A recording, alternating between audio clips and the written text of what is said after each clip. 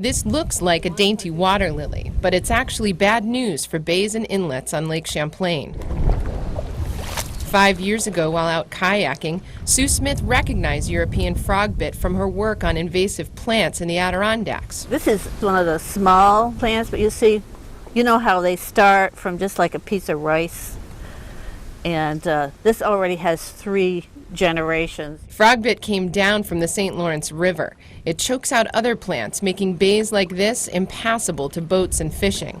But not if Smith can help it. We're trying like mad to pick what we can before they go to their reproductive stage.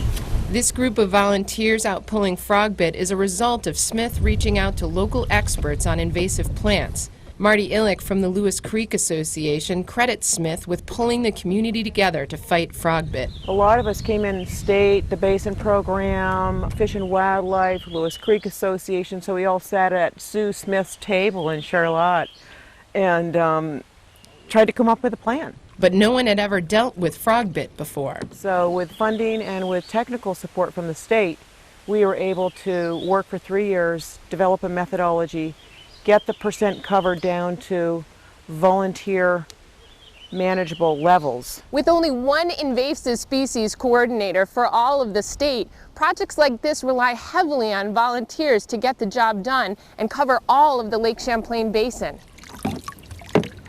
The good news? Frogbit has no roots, so it's easy to remove. How's it going, Peter? Liz Hollenbach wrangles volunteers for the project, showing them how to identify and remove the floating plant. We spend a couple days a week out here just pulling it right out of the water. You can see we do get some other kind of plants with it. Some of them are other invasives, and we just try to get as much of the frogbit as we can. There's not as much as there used to be, but help from volunteers will be crucial to keep the bay from being choked by frogbit. When you give your time, it really means that you love your community. You love that bay and the fishing and the boating that goes on there, and yeah, you want to be a part of that solution. For Echo and News Channel 5, I'm Conservation Correspondent Bridget Butler. Hey, David.